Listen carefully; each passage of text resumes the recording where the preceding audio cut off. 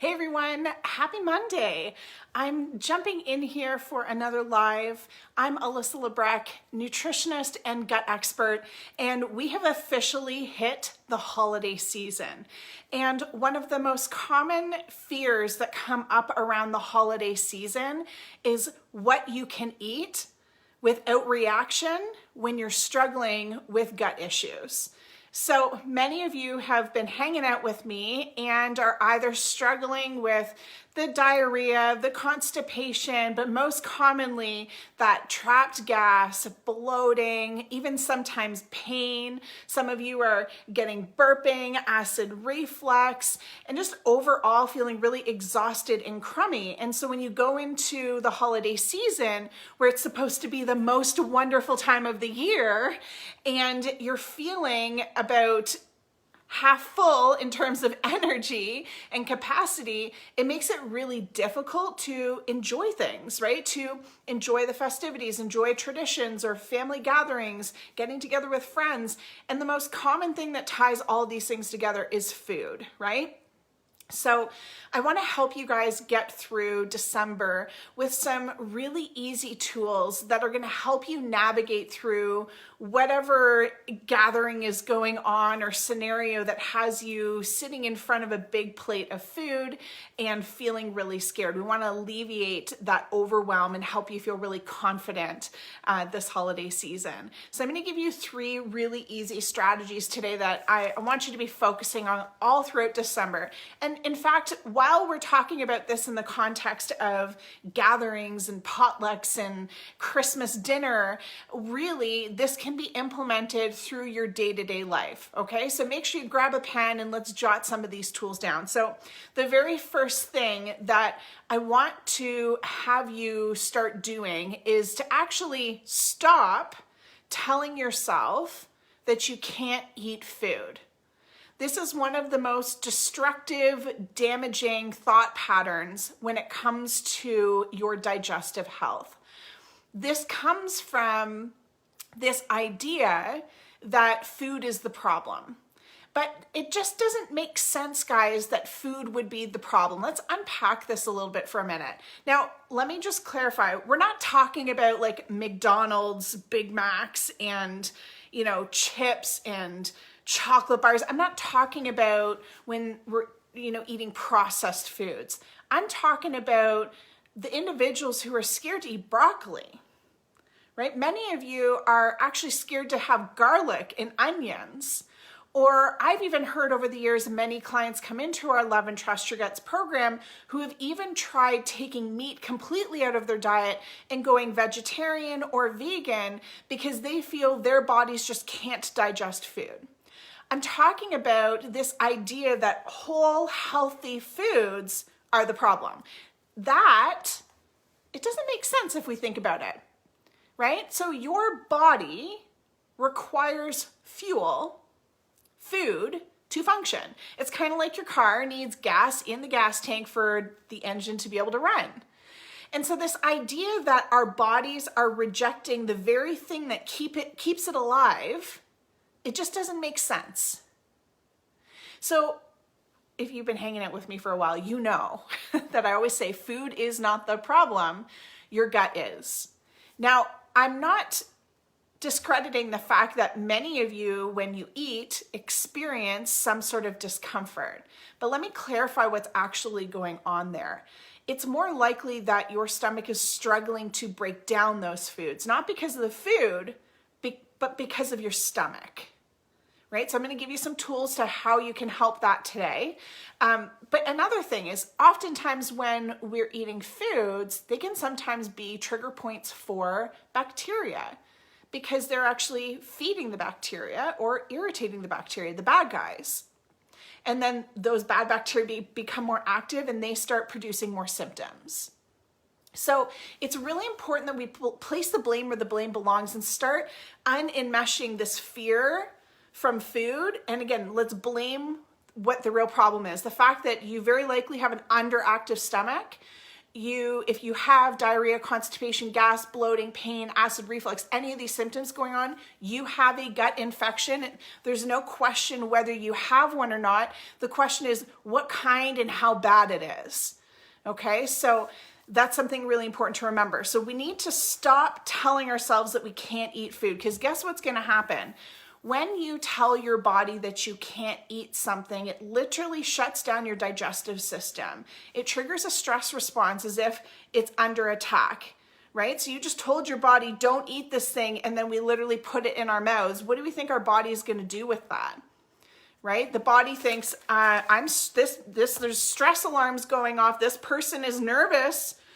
I don't know why it's nervous, but it's nervous, so there must be a problem going on. We're going to shut down our digestive system, and we're going to turn on our fight or flight, our body's ability to run away from danger. So when we are worried about eating a food, or we're stressing in general, it doesn't even matter what we're stressing about, your body is going to literally shut down your digestive system. And then you eat said food, and then we wonder why we don't feel good.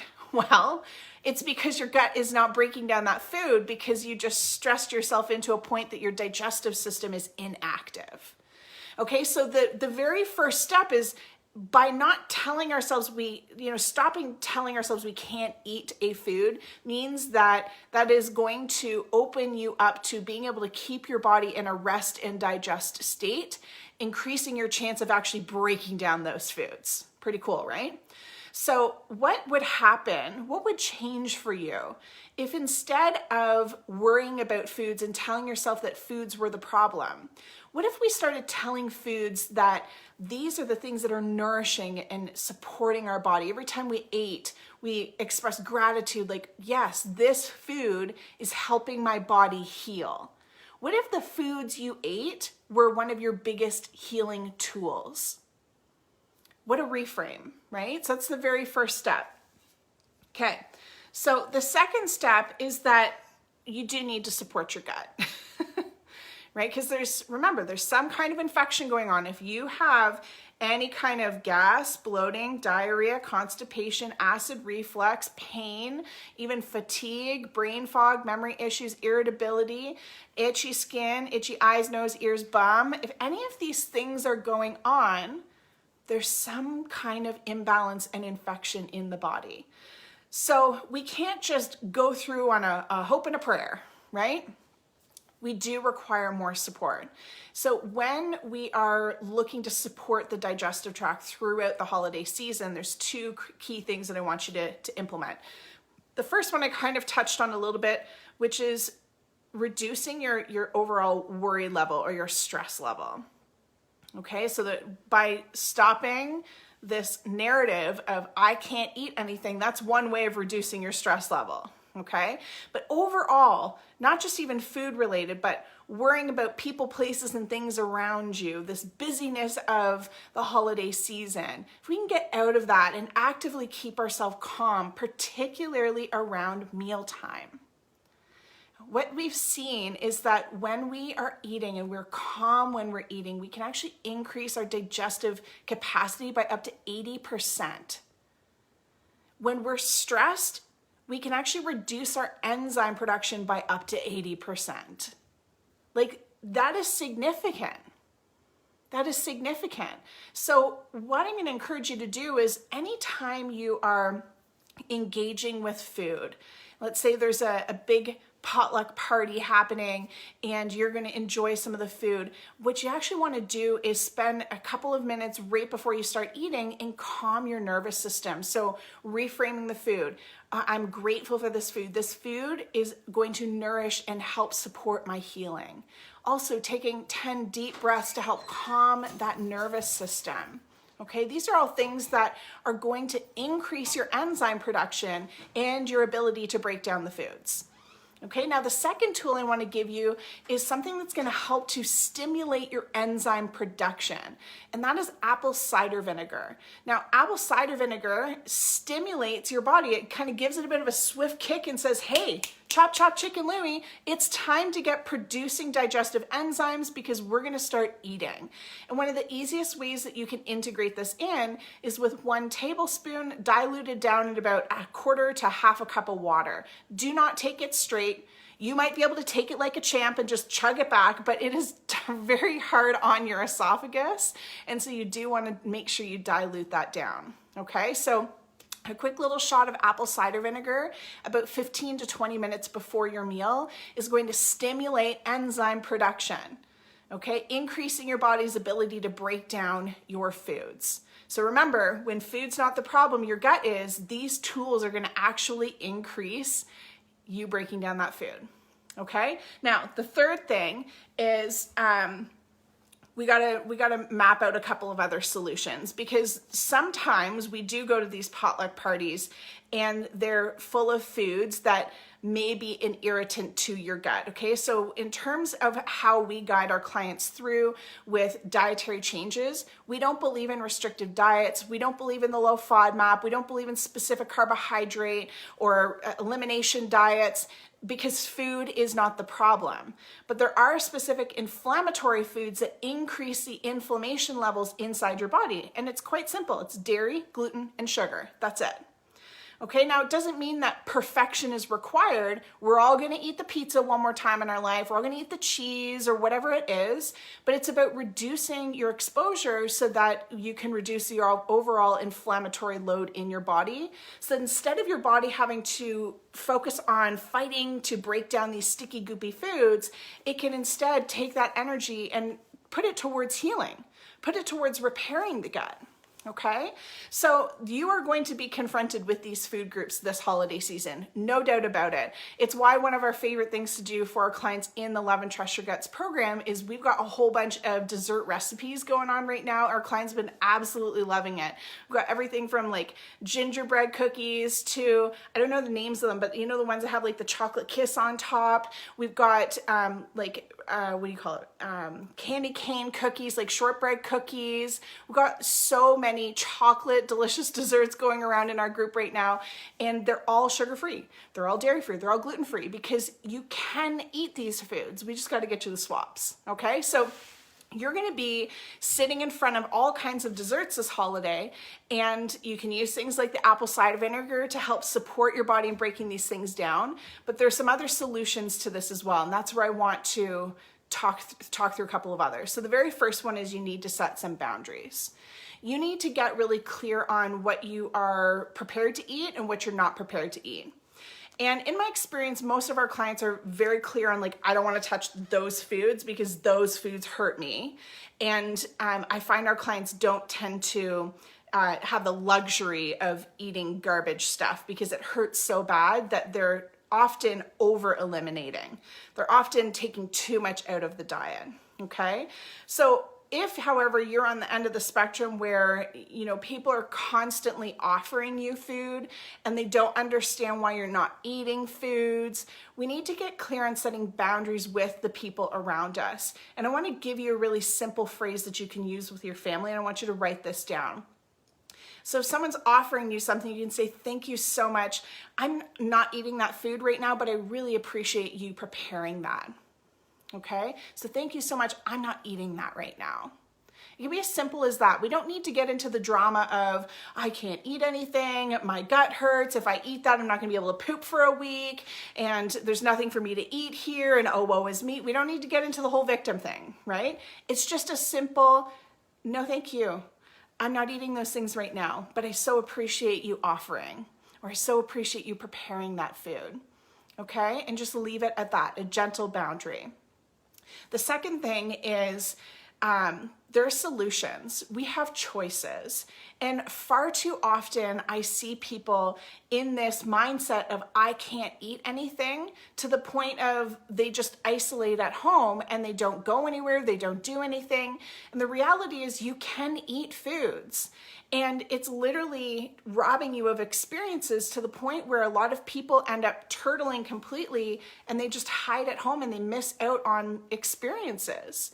So you have choice. You have the choice to isolate yourself at home this holiday season and just go nowhere because you feel like there's nothing you can eat. or we can make some other choices. Some other choices could be bringing your own food. So I really love bringing a big dish that everyone can share, but is something that I can eat. So years ago, when I was vegetarian, I would make a big dish at Christmas and Thanksgiving, and I would bring it. And I brought it mostly for me, but I brought enough so that other people could have it, so that I felt a part of the group. It wasn't just me bringing, my small little, plastic container of food and eating completely different than everyone else. I made my experience a part of everyone. And that's one of the things I hear often, is that people feel isolated. They feel like they can't eat what everyone else eats. And we just want to feel a part of what's going on. And so make yourself a part of what's going on. It's our responsibility to make that experience for ourselves, not other people's responsibility. And so that's why bringing something and bringing yourself into that whole experience with others can be such a great solution. So we're just chatting about this in my client group, our group coaching call last week on this specifically. We're talking about different ideas of what you could bring to like a potluck. And sometimes we forget that like normal foods that other people eat, we can eat too. So let me give you an example of this. You guys have all been to a potluck before, and you see like a big crock pot full of meatballs. Well, you can have meatballs. They can have meatballs. So we bring a big crock pot full of meatballs. And then you might say, oh, but Alyssa, I thought I can't do sugar. Well, yeah, sure. So one, perfection's not required for results. So if there's a bit of sugar in your barbecue sauce, it's not the end of the world. Two, there are sugar-free options out there. So check out Primal Kitchen. Primal Kitchen has a really great sugar-free barbecue sauce. So you could use something like that and make meatballs and bring it for everyone, and everyone gets to enjoy it, and you get to enjoy it, and then you don't feel left out. Okay, so this is such a good example of how you can interject yourself into the group so that you don't feel isolated. We have choices. Okay, the second thing is you can bring your own food, like your own separate meal. If you're comfortable with that, then that's fine. There's nothing wrong with bringing your own meal. And I see a lot of stigma around this, like, oh, well, people are gonna look at me. People are gonna, think I'm doing this or doing that, or I'm isolating myself. If that's what you need to support your health this holiday, then there is nothing wrong with that.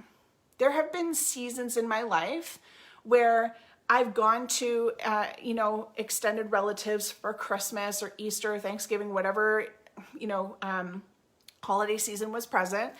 And I remember this one time I went to my uncle's, and I knew there was going to be turkey, and there was a lot of other side dishes that I wasn't going to be interested in eating. If you eat this dish, that's totally fine. But at the time, and still to this day, this dish is not for me.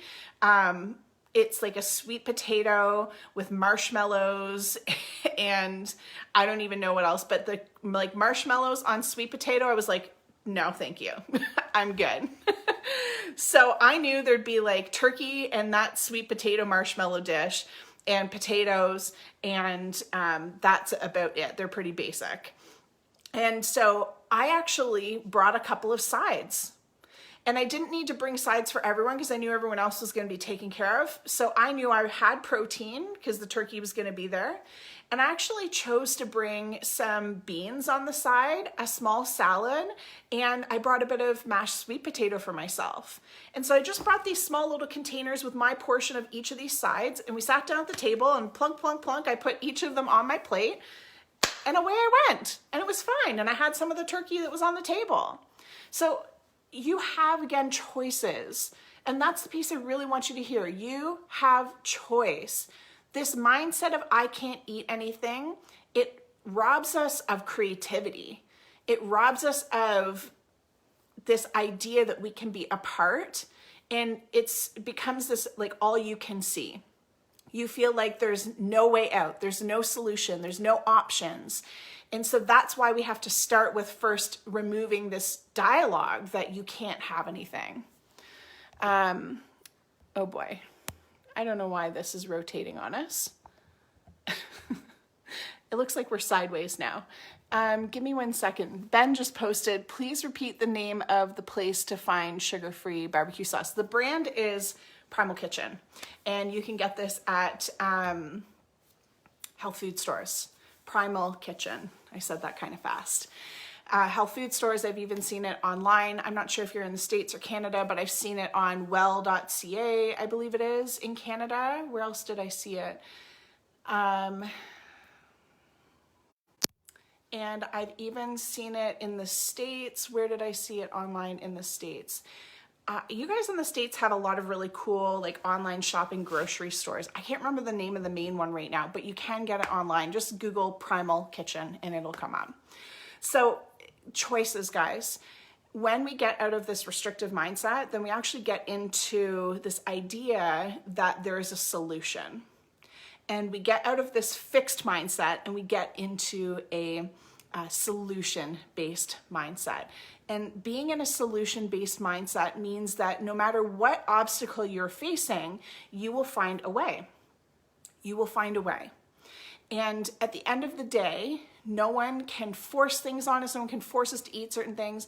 No one can force us to sit at home. We're making those choices for us. So I want you to take your power back this holiday season, and I want you to start enjoying food again.